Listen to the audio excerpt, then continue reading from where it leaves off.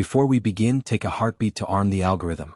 If you enjoy sci-fi where humanity survives not by brute force but by something far more unsettling, tap like, subscribe for more HFY stories, and drop a comment telling us what you think the galaxy's most dangerous weapon really is. Now listen closely. The chamber was designed to make fear echo. Even before the Predator arrived, the air of the Galactic Accord Hall tasted metallic, recycled through 1,000 failing civilizations. Delegates sat behind layered energy shields, species that had never shared a star system now pressed together by necessity. No one spoke. Not because protocol demanded silence but because memory did. Every being present remembered the same footage. Cities collapsing inward as if swallowed by gravity itself. Warfleets disintegrating mid-burn, hulls peeled apart by weapons that did not merely destroy matter but convinced it to stop existing. Entire solar systems marked with warning glyphs and abandoned forever. All of it traced back to a single name translated into every known language with subtle variations of the same meaning. Predator. Not a species name, not truly. A classification. The final line written in the margins of galactic history whenever extermination had failed and survival became optional. The containment field flared. Light bent. Sound vanished. And something immense resolved itself at the center of the chamber. The Predator stood upright, taller than any known biped, its frame armored with living plates that shifted like patient tectonics. Weapons were not carried but grown, fused along its limbs and spine, dormant only because the field commanded them to sleep. Its eyes were black voids rimmed with faint bioluminescence, scanning the room with an intelligence that felt surgical. It did not thrash. It did not roar. That was worse. Fear metrics spiked across the chamber. Several delegates collapsed, overwhelmed by instinctual terror responses their species had never evolved to suppress.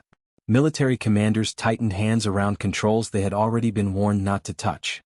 The Predator noticed all of it. Then, slowly, deliberately, it turned its head toward the far edge of the hall. Toward the human. Elias Rook stood without a shield. No armor. No ceremonial markings. Just a plain dark jacket, worn boots, and the posture of a man who had learned long ago that appearing harmless was sometimes the most dangerous stance of all. He had not been introduced with fanfare. Humans rarely were. They arrived late to the stars, late to the councils, late to the myths. Late but persistent. Rook had been a mercenary once. That word unsettled the chamber almost as much as the Predator did. Among humans it meant survivor, problem solver, someone willing to go where systems broke down. Among the rest of the galaxy it meant something closer to scavenger. He did not look at the Predator's weapons. He looked at its stance. At the way its weight favored readiness rather than aggression. At the scars etched into its armor that were not trophies but repairs. At the minute tremor in its upper limbs that no sensor flagged because no one had thought to measure it. Fear did not define the moment. Expectation did. The Galactic Accord had convened to decide whether the Predator would die. Containment was failing. Communication had never worked. The last 3 attempts at negotiation by other species had ended with 17 casualties and 1 obliterated moon. Extermination protocols were primed. Entire fleets waited beyond the system's edge, weapons warmed, commanders praying they would not be the ones ordered forward. Rook had not voted. Humans, when invited, were granted observer status. Advisory voices at best. Disposable mediators at worst. Still, when the council asked if anyone had another option, Rook had raised his hand with a calm that unsettled the room more than panic ever could. "I'll talk to it," he had said. Now the Predator's gaze fixed on him and something shifted. Not aggression. Recognition. The field hummed louder as if compensating for an imbalance no equation predicted. Rook felt it through the soles of his boots, a vibration like a held breath. He stepped forward once, ignoring the alarms that flared crimson across the hall. A voice boomed from the council tier, ordering him to stop. Another demanded his immediate extraction. A third, quieter, asked what he thought he was doing. Rook did not answer. He stopped a few paces from the containment boundary, close enough to feel the heat radiating from the Predator's armor, close enough to see that its eyes were not empty at all. They were deep, layered, tired. For the first time since its capture, the Predator lowered its head by a fraction. That single movement sent shockwaves through the chamber. Tactical projections scrambled. Probability models collapsed. The future, once a straight line toward annihilation, bent. Rook inhaled slowly. He did not shout. He did not threaten. He did not invoke law, dominance, or divinity. He leaned forward, just enough to be heard, and spoke in a voice meant for campfires and long nights rather than councils and wars. Everyone here is afraid of you, he said. The predator did not move. Rook continued, quieter now, as if sharing a truth rather than delivering a statement. But fear doesn't mean hatred. Sometimes it just means no one ever tried to listen. Sensors flickered. The predator's weapons remained dormant, but their glow dimmed, almost imperceptibly. Across the chamber, the galaxy watched a human do the unthinkable. And for the first time in recorded history, the predator did not prepare to strike. It waited. Silence did not mean safety. Elias Rook felt that truth settle into his bones as the containment field stabilized at a frequency no engineer had authorized. The predator remained still, its immense frame poised like a mountain deciding whether to become an avalanche. Around them, the Galactic Accord Hall buzzed with restrained chaos, officials whispering, military AIs recalculating kill windows, diplomats already drafting denials for futures that had not yet arrived. Rook ignored all of it. He had learned, long before the stars, that moments like this demanded focus so narrow it bordered on faith. On Earth, it had been alleys and deserts and ruined cities where people mistook volume for authority and weapons for certainty. He had survived by doing the opposite. By noticing what others missed. By understanding that the most dangerous beings were rarely the loudest. The predator's eyes never left him. Up close, the thing defied easy classification. Its armor was not decorative but adaptive, layers grown to counter weapons long extinct. The scars etched across its surface were old, repaired not with pride but necessity. This was not a conqueror enjoying dominance. This was a survivor who had learned that hesitation meant extinction. Rook recognized that posture. He had worn it himself. A voice crackled through the chamber's internal channel, bypassing protocol. The council speaker, her tone strained but controlled, demanded that Rook withdraw. She cited risk assessments, historical precedent, the fragility of the accord itself. Each word was carefully chosen, each sentence a shield against responsibility. Rook did not answer. Instead, he shifted his stance, placing his feet flat against the deck, palms open at his sides. A gesture older than language. A gesture his species had used long before they understood what it meant to stand upright and face another creature without claws or fangs. The predator noticed. One of its upper limbs flexed, not toward a weapon but inward as if restraining an instinct. The containment field shimmered in response, alarms chiming softly like nervous birds. Rook spoke again, not louder but clearer. "You've been hunted your whole life," he said. It was not a question. So was I. The chamber froze. That sentence did not belong in any translation matrix. It bypassed threat models and diplomatic phrasing and went straight to something raw. The predator's head tilted slightly, the bioluminescent ring around its eyes pulsing once, slow and deliberate. Memory stirred. Rook remembered a different room years ago, lit by flickering fluorescence and the smell of burned circuitry. He had been younger then, bloodied, holding a weapon he did not want to use while something across from him decided whether mercy was worth the cost. He had learned that day that fear could be shared, that it could become a bridge instead of a wall if someone was reckless enough to try. Humans were very good at being reckless. The council's panic deepened as the predator shifted its weight, the massive frame lowering by a fraction. Tactical readouts spiked, then stalled. Aggression indicators did not rise. They softened, confused by data that refused to align with prediction. Rook took one more step forward. This time no alarms sounded. The containment field did not push back. A collective breath was held across dozens of species as the impossible unfolded. The predator's weapons remained fused and dormant, but their glow dimmed further, as if responding to a command not issued by machine or law. Rook felt the air change. Not temperature. Not pressure. Intent. "You're not a god," he said quietly. "And you're not a monster. You're what happens when survival is the only language anyone teaches you."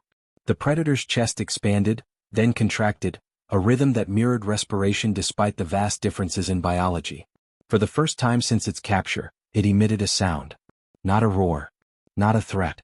A low resonance, vibrating through the deck, carrying weight rather than volume. Several delegates recoiled. Rook did not. He understood the sound instinctively. It was not aggression. It was acknowledgement. The council speaker's voice returned, brittle now. She ordered Rook to retreat immediately, warning that the accord would not shield him from consequences if this failed. Military commanders began arguing over who would bear responsibility for the first strike if violence erupted. Rook finally glanced back at them.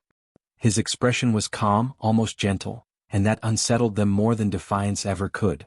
"If you interrupt this," he said, "you'll prove everything it believes about you. He turned back to the predator.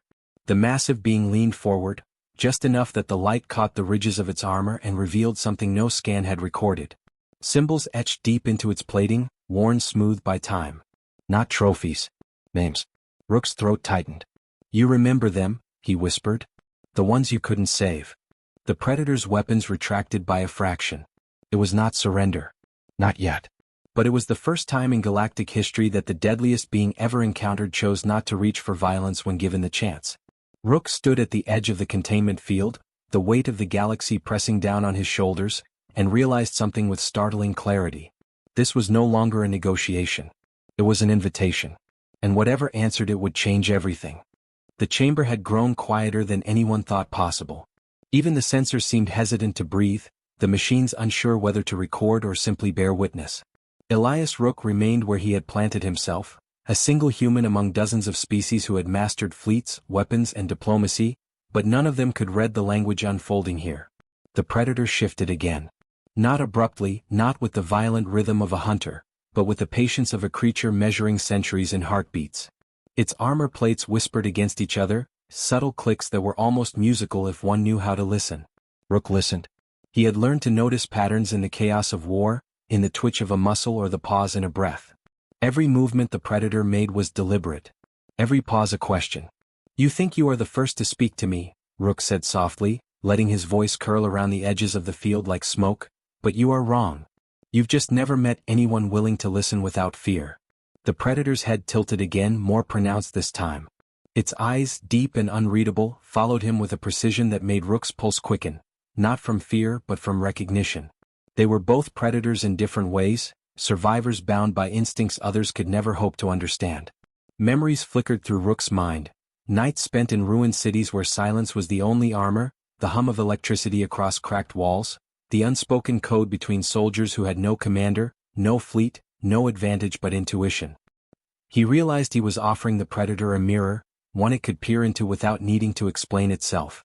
The predator exhaled, a low vibration that reverberated through the field, stirring loose dust and invisible particles in the chamber. Rook felt it in his chest, a resonance unlike anything the scanners could detect. It was communication without words, a language older than empires, older than diplomacy. You don't have to fight, he continued, stepping closer, careful to keep his movements predictable, human, fragile. I know what it is to be hunted. I know what it is to carry your entire life in the edge of a blade. You are tired. You want peace, but peace is a language no one else knows. The predator's hand flexed, and for the first time, Rook noticed the subtle shifts in the armor along its forearm. The weapons were still there, embedded in its body, but they had loosened, not fully, not yet, but enough that the hum of potential destruction dimmed. The machines recorded it, but no one could understand what they were seeing. Rook knelt slightly, a human gesture of vulnerability signaling no threat, no command. You were made to kill, yes. You were forged to dominate. But killing is not the same as surviving, and surviving is not the same as living. I'm not here to give you orders. I am here to show you that someone can understand without wanting to own you. The predator responded with the faintest movement of its head, a nod that seemed almost ceremonial. The field flickered, reacting not to violence but to intent. Sensors detected changes in energy distribution, but they had no model for what human comprehension could achieve. The galaxy had spent millennia under the assumption that domination required fear. Rook had just disproved it in a single human heartbeat. Rook's voice softened further, almost a whisper now, carrying fragments of memory he had never shared with anyone. I have lost things, he admitted. Friends, places, the chance to be safe. And yet here I stand. And I see you. And I choose to see more than what everyone else fears you are. The predator paused. Its massive chest rose and fell, the bioluminescent lines along its armor pulsing slowly, synchronized with the cadence of Rook's words. In that moment the predator did not perceive a human. It perceived a being who understood exhaustion, sacrifice, and survival, the quiet power that came from endurance rather than conquest. Rook stood again, feeling the subtle change in the chamber's atmosphere. He could sense it, not through instruments or protocol, but through the instinct that had kept him alive across battlefields, abandoned planets, and collapsing civilizations. This was trust. Not the shallow trust of allies, not the transactional trust of negotiators, but trust born of recognition. The predator saw that Rook would not harm it, and Rook saw that the predator could choose differently. The predator flexed both arms now, lowering them slightly, the weapons along its body retracting further into their natural sheaths. The glow dimmed. It was an almost imperceptible surrender, a concession not to authority but to understanding. The field's hum softened in response, as if even technology recognized that some forms of communication could not be measured or predicted. Rook took a deep breath, steadying himself. You don't owe me allegiance. You don't owe anyone a display of control. You are not a weapon in need of instruction. You are more than that, and the galaxy has never known it. For the first time since its capture, the Predator knelt. Not fully, not in submission to a master, but in a gesture of recognition, an acknowledgement that the human before it was no threat. The room went still. Even the most hardened diplomats and soldiers could not process what they were witnessing. A living weapon of unparalleled destruction, disarmed by dialogue, by empathy, by patience. Rook extended his hand, a human gesture that carried no force but immense significance. The Predator hesitated, then mirrored the motion with one armored limb, careful and deliberate, fingertips hovering in a silent exchange. The act was fragile, almost absurd in the eyes of the Council, but it carried the weight of centuries. Acknowledgement, respect, and the possibility of choice. The sensors began to report anomalies, readouts that could not be explained by science, metrics that no protocol had accounted for. The Council murmured in disbelief. Commanders argued over rules that no longer applied. The Predator, once untouchable and unconquerable, had accepted the presence of a single human as enough to alter the course of countless worlds. Rook withdrew his hand slowly, never breaking eye contact. This is only the beginning, he said quietly. The galaxy believes power is in fear. I am showing it that power can be in understanding. The Predator exhaled again, a low vibration that filled the space, resonating with Rook's heartbeat. It was an agreement not to obedience, but to the possibility of something neither had experienced before, coexistence. As Rook stepped back, the chamber seemed to hold its breath. Outside, fleets waited. Delegates argued. The galaxy teetered on the brink of expectation. And yet, in that single impossible moment, the Predator was no longer just a weapon. It was a being capable of choice. Rook's gaze swept the hall, meeting stunned eyes across species lines, before returning to the massive creature before him. You have a name, he said. I see you. And that is enough to change everything. The Predator lowered its gaze slightly, an acknowledgement deeper than any words, a promise of what could come next. And for the first time in the history of the Galactic Accord, the future no longer felt preordained. The chamber seemed to pulse with anticipation. Every delegate, every officer, every observer knew that nothing about this moment could be repeated or explained. Elias Rook stood a few paces from the Predator, watching as the immense creature slowly lowered its weapons further. Each motion was deliberate, measured, almost ceremonial, and each tremor of the field's energy confirmed what no sensor could fully quantify. The Predator was choosing restraint. The Council erupted in murmurs that quickly escalated to outrage. Commands were shouted. Protocols cited. Some called for immediate termination. Fleet captains debated opening fire despite the containment field. Calculations, probabilities, and centuries of doctrine collided in frantic algorithms. Yet Rook remained motionless, his calm a stark contrast to the chaos around him. He knew why they were panicking. The galaxy had never seen this before.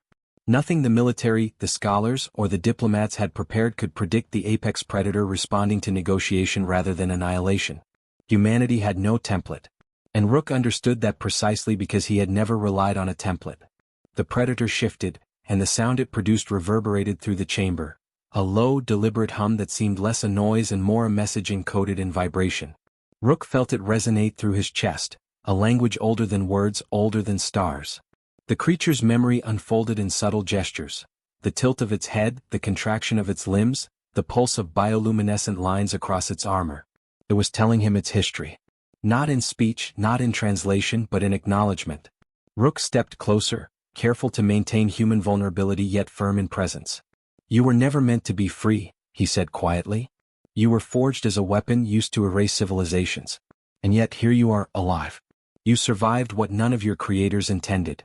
The predator's chest rose in a slow, measured rhythm, a sigh that might have been relief, might have been sorrow.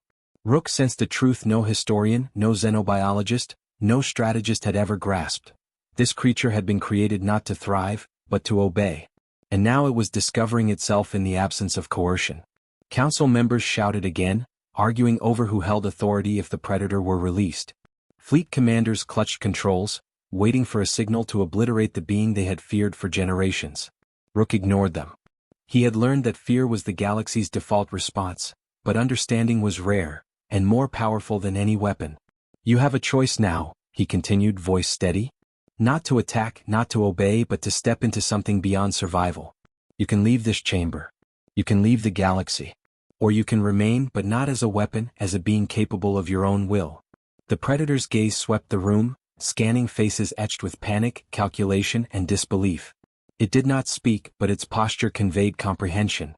The bioluminescent lines along its armor brightened in subtle waves, like a heartbeat acknowledging a companion. In that moment, the creature was no longer a predator to fear.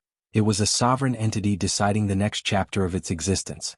Rook reached out, placing a hand near the creature's massive forearm, not touching but close enough to bridge distance. You don't owe them obedience. You don't owe me understanding. You owe only yourself the chance to exist as more than a weapon.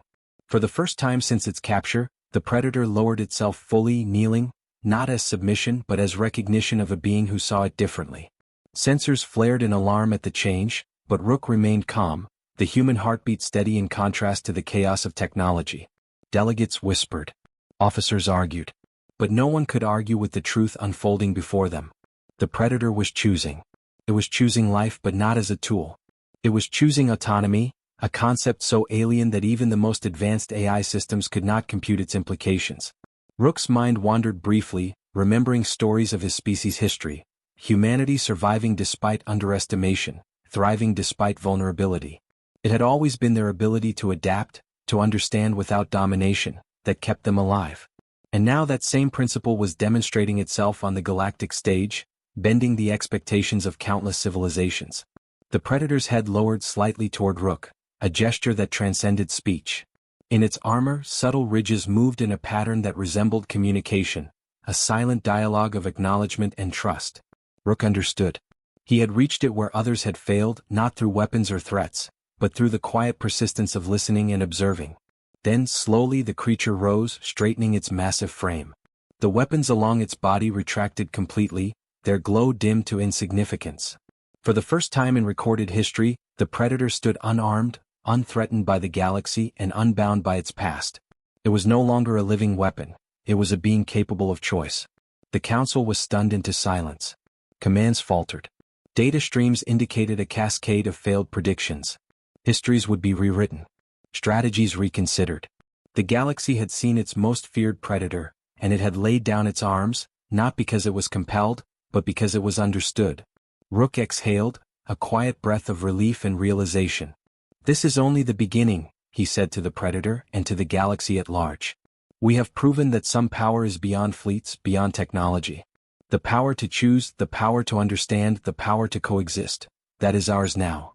The predator inclined its head once, a final acknowledgement of the human who had dared to step forward. Rook stepped back, giving the creature space, letting it decide its next move.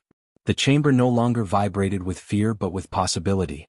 Outside, fleets remained poised, but tension had shifted. The galaxy would not forget this day. Humanity had acted not as conquerors, not as mediators, but as beings capable of seeing beyond instinct, beyond violence, beyond fear itself.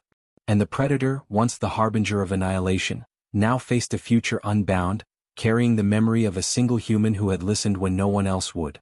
Rook looked around once more, noting the disbelief etched on every face, the ripple of shock spreading through the council. He did not gloat. He did not celebrate. He merely understood that the galaxy had glimpsed what humans had always known. Understanding could disarm even the most terrifying of monsters. The predator turned, massive limbs folding with grace, and for the first time, the corridors beyond the chamber awaited not a weapon, but a being with its own will. Rook followed at a careful distance, knowing that the next steps would reshape alliances, philosophies, and the very nature of fear in the galaxy. The moment ended not with violence, but with possibility, and the galaxy held its breath, waiting to see which way the predator would choose to move. And in that waiting, Elias Rook understood something profoundly simple and terrifying. The galaxy's most dangerous entities were not always the ones who wielded the deadliest weapons. They were the ones who could choose to lay them down. The predator moved through the chamber with a grace that belied its size, every step measured, deliberate, almost ceremonial. Elias Rook kept pace not out of fear but out of understanding. He knew that the path ahead was not a march of triumph or conquest. It was an uncharted corridor where the rules of survival and authority were rewritten by trust rather than violence. Outside the chamber, the galaxy reeled. Military protocols dissolved in disbelief. Fleet commanders whispered to one another, their carefully calculated strategies rendered obsolete by a single human's intuition. The council chambers were filled with murmurs of outrage and fascination. No historian could have predicted this. No algorithm could have foreseen it. The apex predator, the weapon of annihilation feared across galaxies, had surrendered its arms voluntarily. Rook glanced at it, noting the faint bioluminescent pulse along its armor. The creature's body language had shifted completely. Gone was the tension of a warrior perpetually prepared for battle. In its place was a rhythm that suggested contemplation, intelligence, even curiosity. This was not an empty shell of violence, it was a being capable of choice, capable of reflecting on its own existence. "You understand now," Rook said quietly, almost to himself. "Not all power comes from what you take. Some comes from what you choose to release." The predator's head tilted in acknowledgement. It understood in ways the galaxy would never measure.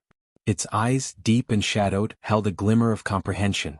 This recognition was not blind obedience, nor was it gratitude in the human sense.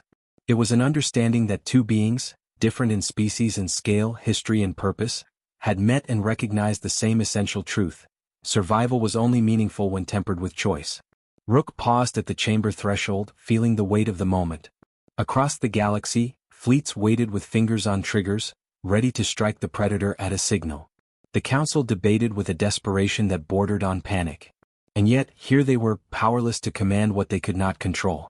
The predator stepped forward, massive limbs moving with deliberate fluidity, and for the first time the council's fears began to waver. Its weapons remained dormant, hidden within its armor. Its presence alone was enough to shift the balance of power, and yet it had chosen restraint. This was a lesson the galaxy had never learned before. Strength need not be demonstrated through destruction. Rook felt the predator's subtle vibration through the deck, a resonant energy that seemed almost communicative. He extended a hand, not as an offer of control, but as a symbol of shared understanding. The predator mirrored the gesture, massive fingers hovering just above his without contact. It was a silent agreement, an acknowledgement that choice could exist even amidst centuries of conditioning to obey or annihilate. The council speaker, pale and trembling, demanded explanations, authority, anything to reclaim control. Rook ignored her, focusing on the creature before him. "You don't have to return to them," he said softly. "You don't have to be their weapon anymore. You are something else now. Something they will have to understand."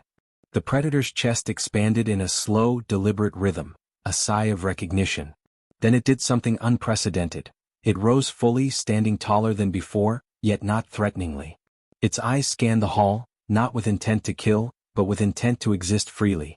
And in that moment, the council and the fleets understood something profound. The predator's power was not in its weapons but in its autonomy. Rook stepped closer, feeling the weight of centuries of fear pressing against the walls of the chamber. "You are free to choose," he said. "And the galaxy will have to reckon with that freedom. Not because of destruction but because of understanding. Because someone listened." The predator paused, its gaze locking on Rook's, and then without warning it shifted. Its massive form moved toward the chamber's exit, each step precise, almost reverent. It did not leave as a conqueror.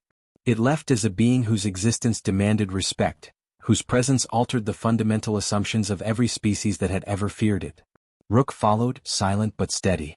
As they emerged into the open corridors of the Accord station, the galaxy seemed to hold its breath.